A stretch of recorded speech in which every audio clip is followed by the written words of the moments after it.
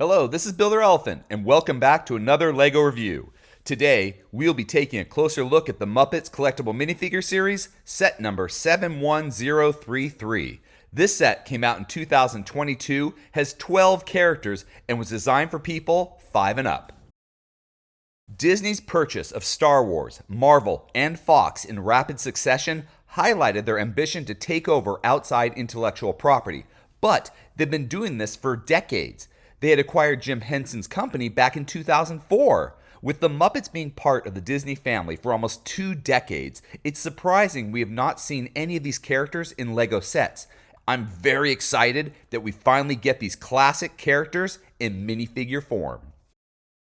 The Muppets were created by Jim Henson back in 1955. This ensemble cast of puppets had been a part of almost every facet of the media. They've had a huge success in the television, film, and music industry. They got their start on the Sam and Friends television series and then followed it up with a late-night talk shows and advertisements. They were even part of a little kid show known as Sesame Street. They would become international stars and historical icons with the Muppet Show television series that ran from 1976 to 1981. This show, revolving around puppets, would win 4 Emmys and be nominated for 21 in its short 5-year run. Rowlf is a generic scruffy dog.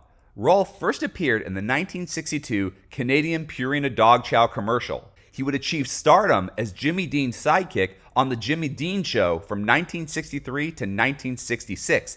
This made him the first Muppet to secure a regular spot on a network television show. His deadpan humor and relaxed nature made him a popular character among the Muppets. This musically gifted character was involved in many of the Muppet Show sketches, but he rarely got involved in the backstage plots with the weekly guest stars. Rowlf was given reddish-brown legs. To make this piece original, patches of fur were put on the front and sides. With the reddish-brown leg piece used so often, I'm glad LEGO took the time to add the hair to show his scruffy appearance. I like that his toe pattern uses thicker lines. These toe lines are usually thinner, but the thicker design adds to his shaggy look. The reddish-brown torso piece continues the hair pattern on the front, back, and sides. Seeing the printing on the arms is important to me. The Muppet lacks a lot of different color textures and instead uses the brown fabric to bring the character to life. LEGO needed to utilize their printing effectively all over the minifigure if they wanted to make Rowlf's pieces special and worthy of being in the CMF series.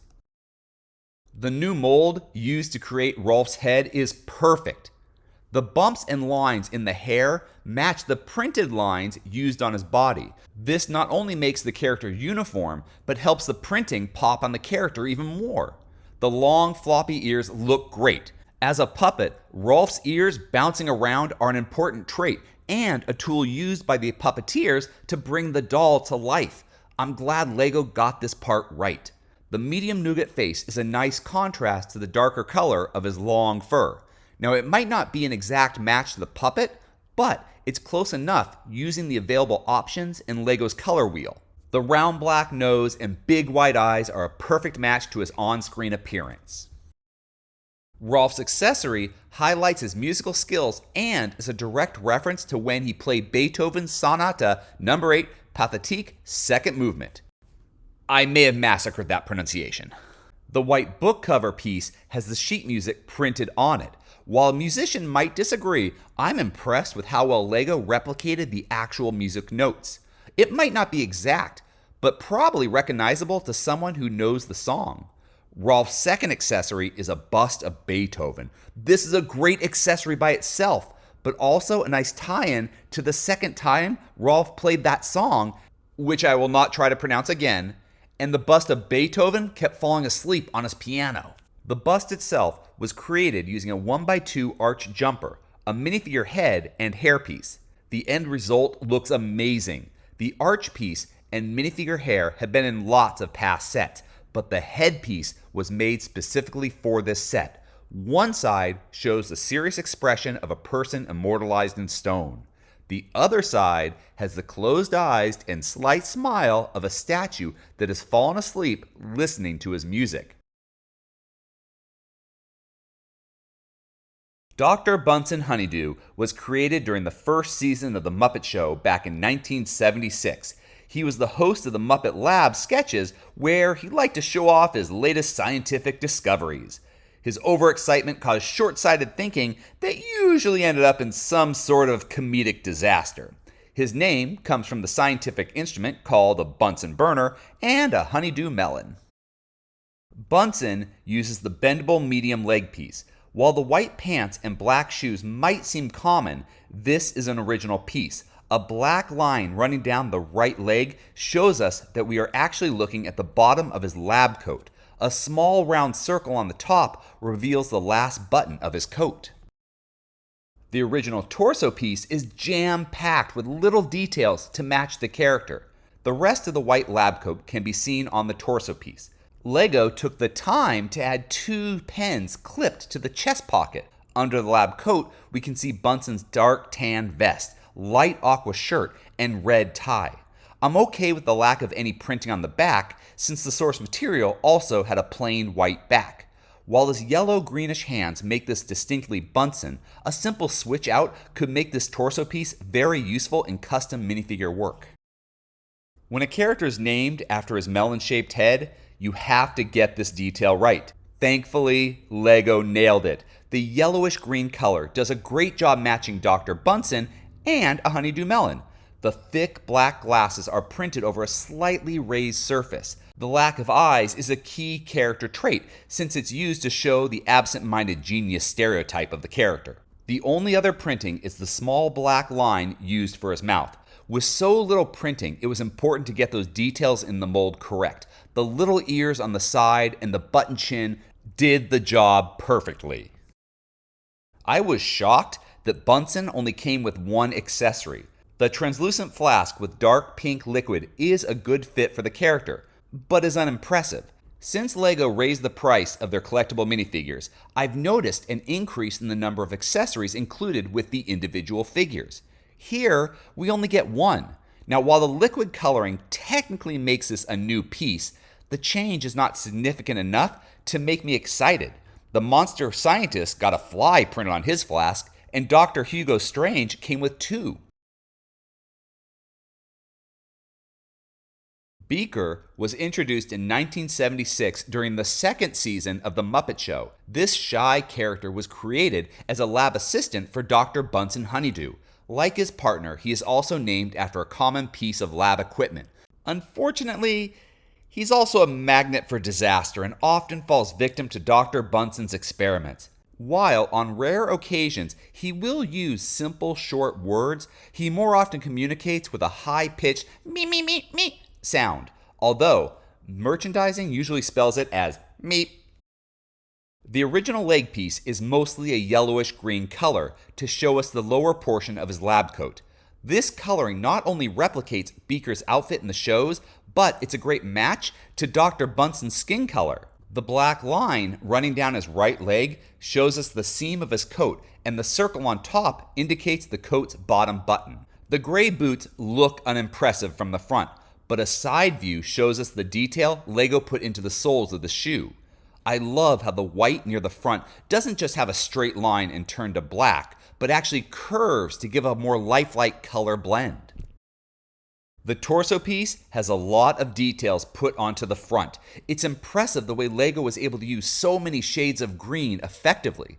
Underneath his yellowish green lab coat, we see his sand green dress shirt. To be professional, he wears a dark green tie. The coat pockets, collar, and buttons are nice, but the detail I love is that the line running down the front is not perfectly straight. There's a slight wave to it. This not only simulates how a real coat would button up, but it's a nice detail for a character that is constantly getting into lab accidents and will not be neatly dressed. I'm a little disappointed that we didn't get any printing on the side or back of this torso piece. The headpiece is a great replication of Beaker's head. The extremely long head was one way to find the character in the blind bag, and an important character trait. His head looks like the long beaker the character is named after. I'm glad Lego had his drawbridge mouth opened, since Beaker is often screaming in panic. The large, bright, light orange nose was a must. I love how simple dot placement can show the terror in his bulging eyes. The crazy red hair manages to get the look of Beaker's hair, which often looks like he's just been electrocuted, which he probably has been. To create the scientific device Beaker was given as an accessory, LEGO made a new printed 1x2 tile piece. The tile was then placed on a minifigure radio.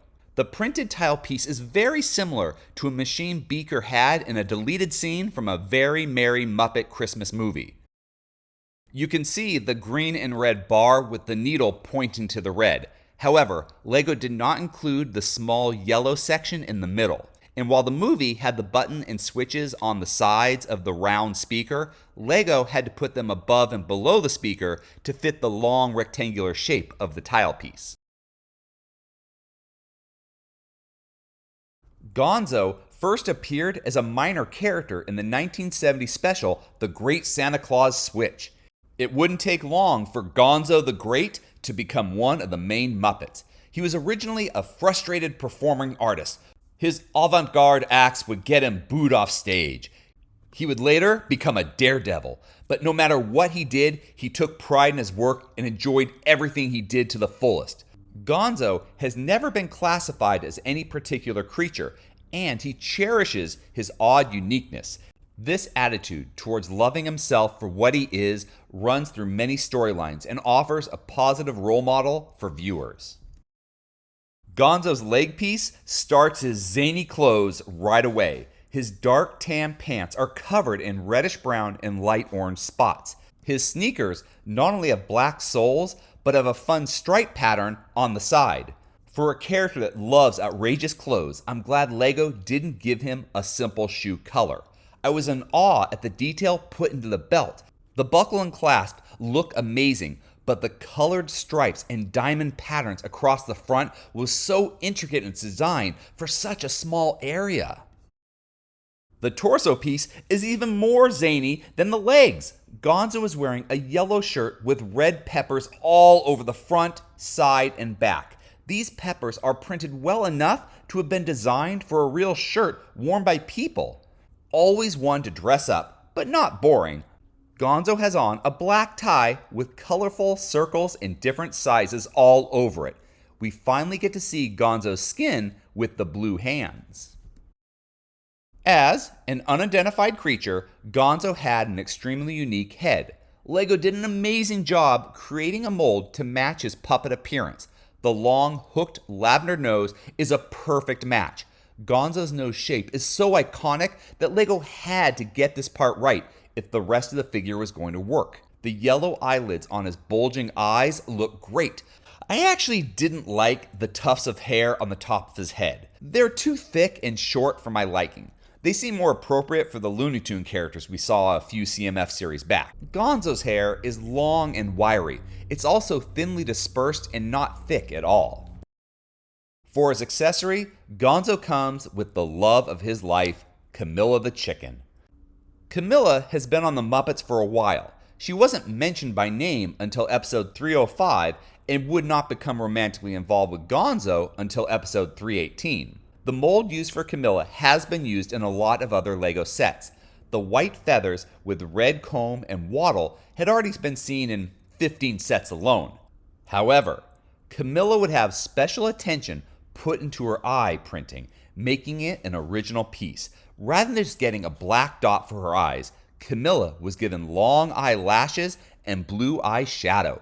It's amazing how adding a little more detail to such a small area completely transforms the piece.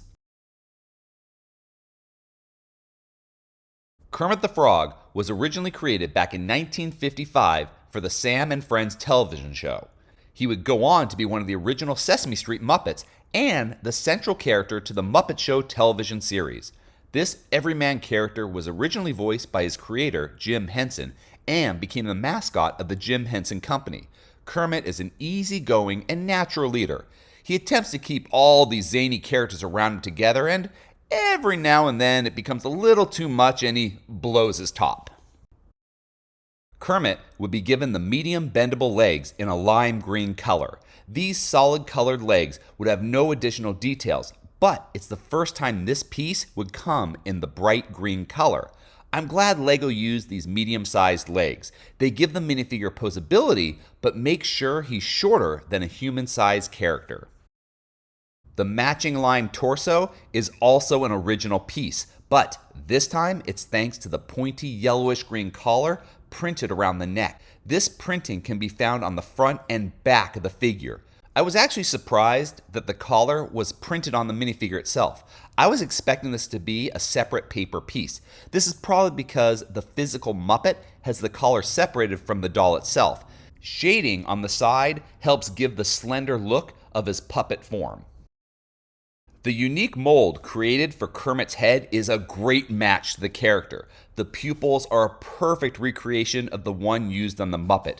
With only a few details to recreate, I'm glad LEGO took the time to color the inside of his mouth red and included the heart-shaped pink tongue. Kermit was given 2 accessories. The first is his trusty banjo. Kermit sitting on a log and playing his banjo is a classic moment that most people associate with the character.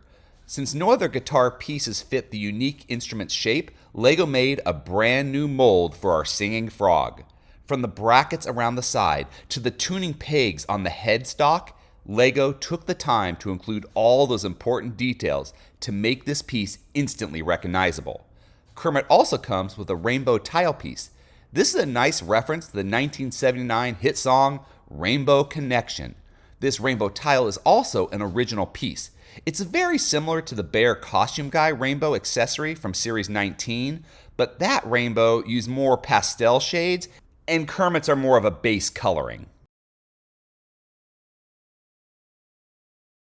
Miss Piggy first appeared in the 1974 Herb Alpert and the TJB television special. However, it would take until 1976 to have the character fully evolve into the temperamental diva that we love today. 1976 was also when voiceover superstar Frank Oz took over the character for the next 2.5 decades. Piggy is known for her on-again, off-again relationship with Kermit the Frog, but don't let the beautiful dresses and French phrases fool you, because Piggy also studied the art of karate and can kick almost anybody's butt. Her original leg piece had a lot of small details printed on it. Miss Piggy's legs are a nougat color. She's wearing silver shoes and a bright pink dress. Not only did LEGO include metallic pink pleats to give the dress texture, but there's also tons of tiny stars printed all over the fabric. This beautifully designed dress that matches her superstar personality is continued onto the torso piece. I love the way the dress flows open at the top. A metallic pink heart belt cinches the dress at her waist, showing us her curves. Near the top, we see her expensive pearl necklace. The arms are equally well printed. She has on long lavender opera gloves and silver bracelets. I'm glad LEGO took as much time putting these details on the back of the figure, even though most of it is hidden by her long hair. The entire ensemble looks perfect for her strolling down the red carpet. LEGO did a wonderful job recreating Miss Piggy's head. The details put into the snout are clearly from Miss Piggy and not some other pig character. Like many famous performers, Piggy has worn lots of hairstyles over the years, which is why I'm particularly impressed with the amount of texture put into her long, wavy, bright yellow hair. The hair moving in different directions captures that stylized look. The ears sticking out on top complete this mold perfectly. Heavy lavender eyeshadow and thick eyelashes over her blue eyes make sure to capture the effort Miss Piggy puts into her appearance. For her accessory, Miss Piggy comes with a 2x3 printed tile piece. The image shows us a picture of her. For a character obsessed with herself, this was the perfect accessory. The image shows us Miss Piggy wearing her current dress, surrounded by stars and her name boldly printed across the top. While Bricklink describes this as a poster, I believe it's a magazine. If you look at the bottom corner, you will see a barcode. Now this is a feature of a magazine that is being price scanned at a register and not a poster hanging from a wall. Fozzie first appeared in The Muppet Show in 1976. This insecure comedian tells terrible jokes, and will punctuate the ending with a famous catchphrase, "Waka waka." Rather than cueing people to laugh, this usually is the time for him to be heckled or have food thrown at him. Now, Frank Oz voiced many of the Muppet characters. Fozzie was his main character till his Miss Piggy performance started to outshine Fozzie. Now, despite being overshadowed by Piggy, Fozzie remained a popular character and best friend of Kermit the Frog. His reduced role in the 90s was due to Frank Oz doing less Muppet voiceover work to focus on his other projects, rather than a lack of interest by the audience. Now, Eric Jacobson took over the role in 2001, and Fozzie was able to start being used more often in Muppet productions. Like many anamorphic animals, Fozzie wears no pants. Now, for this reason, we get a medium nougat leg piece with reddish-brown fur printed on the front and sides. This is an original piece, but a side-by-side comparison with the Rowlf the Dog leg piece will show they use the exact same pattern in different colors. They even have the same thick toes. Although I think the lighter coloring makes Fozzie's hair stand out better. The torso piece also uses the same shaggy hair pattern as Rowlf, but this time LEGO printed Fozzie's large white tie with bright pink polka dot patterns on the front. I appreciate that LEGO made sure to have the tie wrap around the back of his neck. The tie itself is beautifully designed. The knot on top with the large bows and long ends hanging down are a perfect match to the tie we see on the Fozzie Muppet. I love that we even see folds in the fabric as this messy, oversized tie is hanging off of Fozzie's neck. The headpiece does a fantastic job recreating Fozzie Bear's unique Muppet head.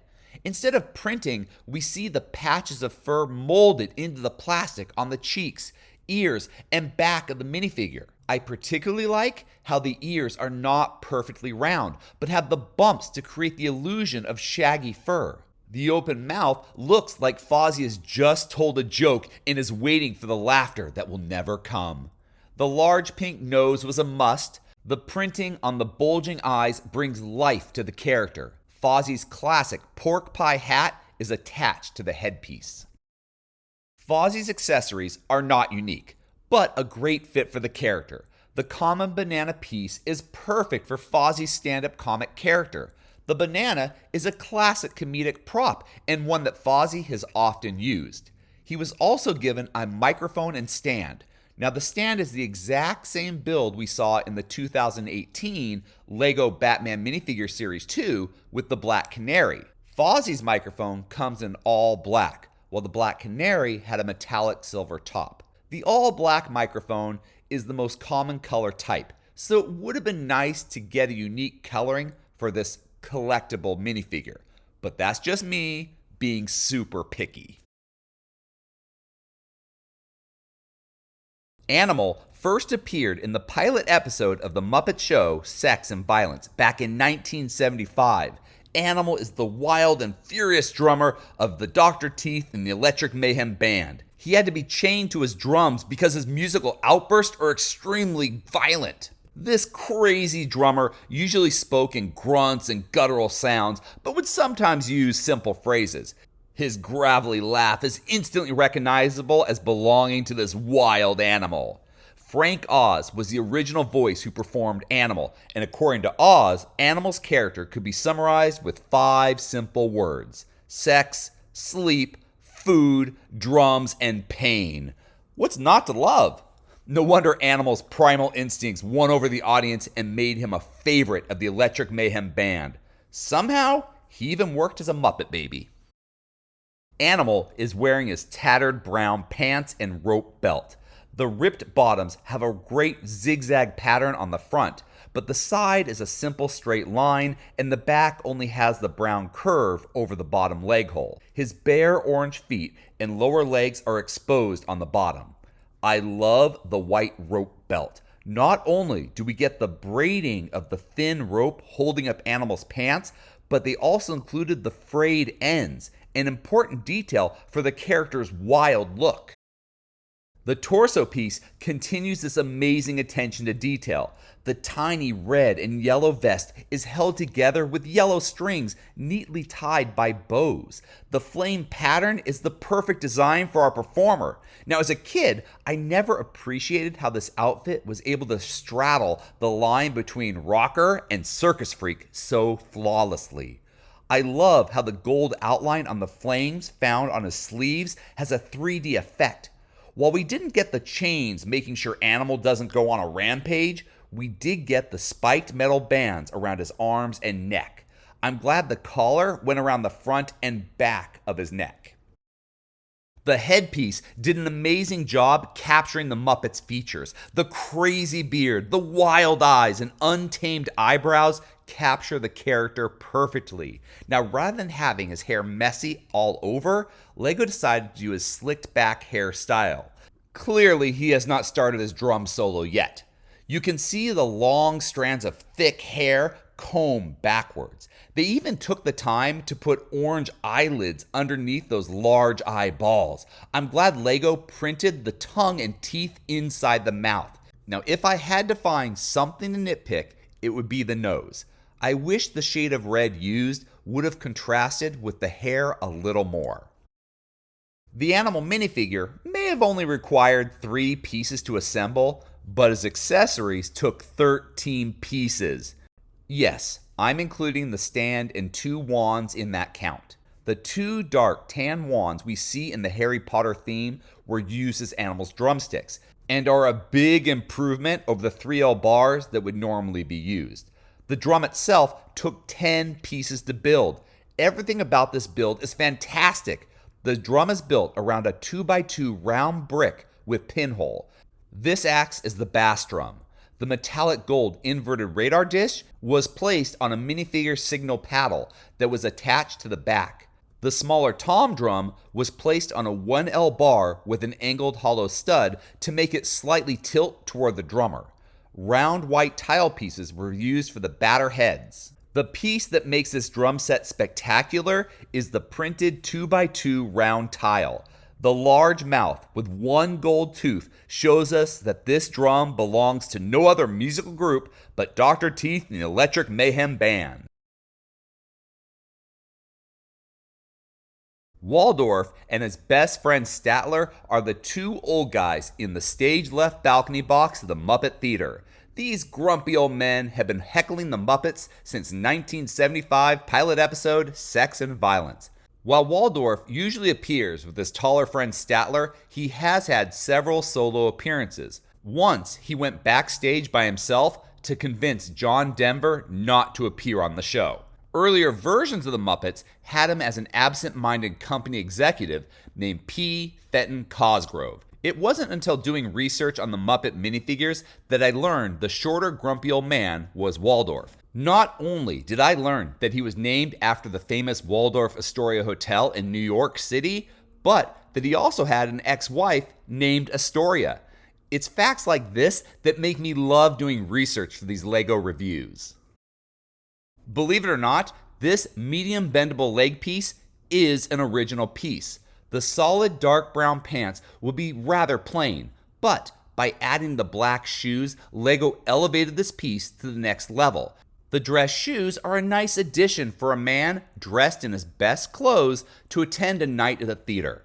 I'm glad Lego went with the medium bendable legs because they make him significantly shorter than his taller partner, Statler. Not surprisingly, the dark brown suit torso piece is also unique to this set. The details put into the torso piece are amazing. Not only do we see the buttons and button holes on the blazer, but we get the 3 buttons on the matching dark brown vest clearly outlined in the center. The dark orange tie with white polka dots adds subtle contrast to this very dark suit. The white dress shirt worn underneath is part of the Puppets ensemble and stands out as a much needed brighter color. The headpiece did a wonderful job recreating Waldorf's appearance. The little hair Waldorf has is amazingly well sculpted. The oversized, bushy mustache that goes past his cheeks looks great. I love the messy hair that wraps around the back of his head because Waldorf usually had crazy unkept hair. Lego did a wonderful job printing his partly closed eyes, an important character trait for someone who is constantly falling asleep of boredom, and the puffy eyelids we humans get as we grow older. The large nose, ears, and double chin are all sculpted perfectly to match the Muppet beautifully.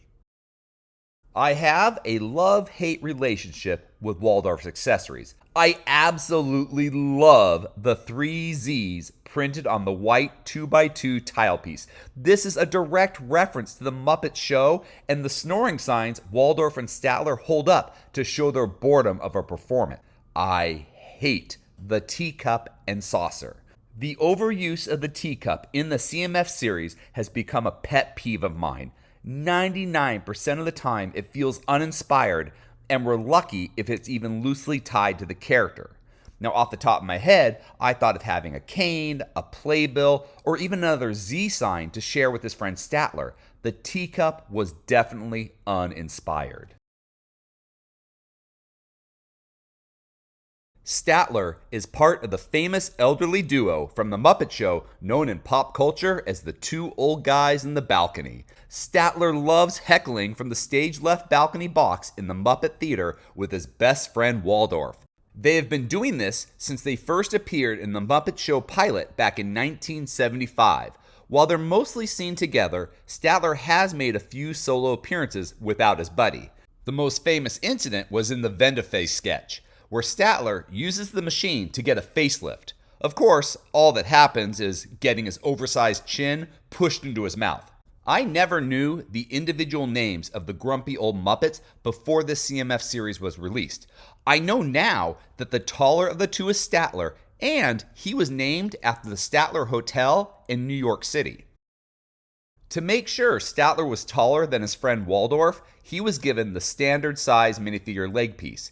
He's wearing dark blue pants with black shoes, with puppets predominantly being seen from the torso up, and our elderly Muppets typically sitting down. I'm happy with the simple leg piece. The parts match his suit, and the black dress shoes are appropriate for someone dressing up for a night at the theater. According to Bricklink, this is an original piece. The dark blue suit printed on the torso piece is also a new piece. We can see the dark blue vest underneath his matching sports jacket, which is buttoned all the way down to the bottom. The white dress shirt matches the puppet's ensemble and offers a nice contrast to this darkly colored piece. Statler's tie is also a blue color, but Lego made it a lighter shade of blue. I like this subtle change from the Muppet. It helps the tie stand out on the flat surface of a torso piece and adds some much needed color. The headpiece is what makes this minifigure stand out as a Muppet and not an ordinary old man minifigure. The comically large button chin looks great and is an important part as it's one of the few movable parts of the actual puppet's face. The long hooked nose is a perfect match to the one we see on the Muppet. I'm glad Lego was able to include those old man sagging jowls. The detail put in the large bushy eyebrows and small ring of hair around the back of his head adds so much life to the character. The detail that put this piece over the top is the small bulge above the eyebrows. This furrowed brow shows us an angry old man who criticizes everything. I originally had mixed feelings on Statler's accessory. As an individual piece, I loved it.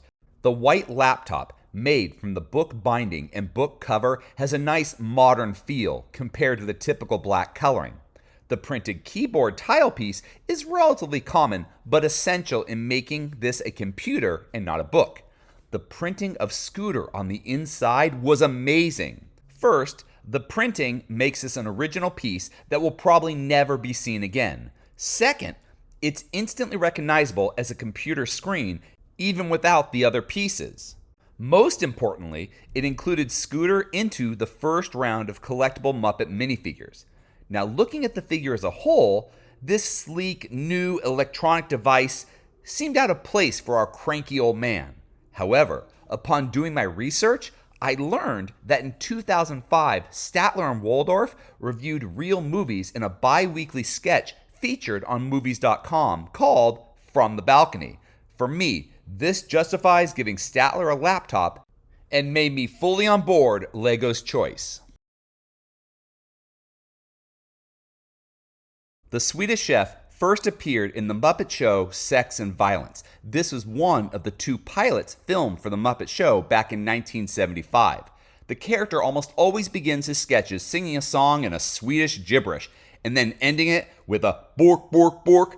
To punctuate the ending, something ends up being thrown behind him. The sketch continues with him talking in this Swedish-like dialogue, with the occasional English word thrown in so the audience can follow along. Since he often uses unusual items to cook with, the audience can use as much help as possible as he goes into a slapstick routine battling the food. The leg piece might appear simple, but it is a unique piece.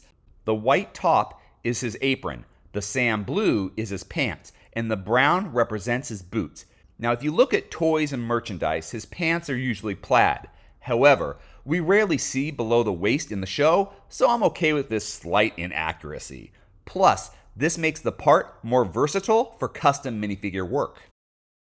The torso piece also gives us an original design that can be used for custom minifigure work, but this one does a better job matching the puppet on the show. The blue striped shirt under a white apron looks great. Lego made sure to have the apron tied together in the back. I love that they took the time to put buttons on the cuffs of the sleeves. This is a fun character trait because the Swedish Chef is the only Muppet whose hands are real human hands and not covered with a felt glove. You would need working cuffs for the puppeteer to wear and not be exposed to the audience. Lego went with a dark pink tie. This is a nice in-between color for the tie used in the show. His tie usually ranges from a solid red to a light pink. The headpiece has the large chef hat attached. This oversized hat was a good way to tell you had found the chef in the blind bags. I love how the folds in the hat look like gravity is folding it down. Even though the lips are the same color as the skin, Lego managed to have them protrude enough to be clearly seen below the huge mustache. The large, unkept eyebrows are great. Now, the hair in the back looks more curly than messy, but that's just me nitpicking for this review. As a normal Lego buyer, I don't mind it at all. The Swedish Chef was given some great accessories. He officially comes with 2 whisks, but since this is one of those light pieces, chances are there were 3 of them in the blind bag. Lego also included a tomato Muppet. To build this talking vegetable, builders used a new printed minifigure headpiece. The red head had the mouth and eyes printed on one side. I love the pink tongue inside the mouth and the white dots on the eyes. To make sure we know it's a tomato and not just some alien face, a bright green plant piece with 3 leaves was put on top. I appreciate that Lego gave us an original Muppet tomato and not common Lego food pieces. Janice was originally going to be a male character based on Mick Jagger's extremely thin body and prominent lips. While she is also probably named after musical legend Janis Joplin, by the time Janice made her 1975 debut, she was clearly her own rock star. She is mostly known for being the lead guitarist of the Electric Mayhem Band, but will appear in random sketches outside the group. An argument could be made that she is the most musically talented Muppet. Along with being a master guitarist, she also plays the tambourine, trumpet, and trombone. Good thing these mad musical skills would never go to the head of this laid-back flower child. Janice's leg piece had amazing layers of detail put into each article of clothing. The silver sandals have black soles put on the bottom. Her denim skirt does look more like shorts since it was printed onto the leg piece. However, I can see how a separate mini skirt piece would be problematic, so I'm not bothered by this tiny inaccuracy. I love the intricate design of the belt. The strings woven together look fantastic. The torso piece keeps up this amazing job of capturing all those small details in her outfit. Her pink cropped tank top has long vertical lines running along the shirt. The lines in the front are curved to help give the square minifigure more of the abnormally slim appearance of her character. These lines can also be found on the back. Now, while these back lines are straighter, the hair covers most of the pattern anyway. Janice is wearing a turquoise stone necklace. This simple piece of jewelry finishes off the ensemble perfectly. The headpiece looks fantastic. The elongated mouth with the big lips leave little doubt who this Muppet is. The heavy pink eyeshadow with big, thick black eyelashes do a great job matching the puppet. The tan hat with a flower printed on the front does a great job complementing the overall wardrobe. Lego captured the hippie style, and the flower color matches her necklace. The folded brim looks like a piece of fabric instead of hard plastic. As a kid, I've always thought Janice's hair looked like yarn. Now, the minifigure managed to capture that thick, stranded look of the puppet and still let us know this is her hair. As the lead guitarist to the Electric Mayhem Band, Janice was given an original guitar piece for her accessory. Now, the mold itself is nothing new, but the dark orange plastic with tan coloring and silver strings was a new design. Each guitar has such an individual personality that I love getting this piece in different patterns. It helps give the piece and the character it belongs to that individuality that they need. I was so excited to learn we were finally going to see Jim Henson's Muppets in minifigure form. As a child, I loved the Muppet Show and all of their movies. I was even a fan of the original Muppet Babies cartoon. Now, I was actually designing a Muppet theater for the LEGO Ideas program, which I will now stop working on since this series came out. Now, with that information, I realized that I might be a little biased, but I loved LOVED this series. LEGO did an amazing job in designing all the characters. We got some great accessories that not only give LEGO builders a lot of fun pieces to work with, but Muppet fans get these classic props that are instantly recognizable. If you enjoyed this video, please subscribe or check out some of our other videos. Until next time, let's keep building together.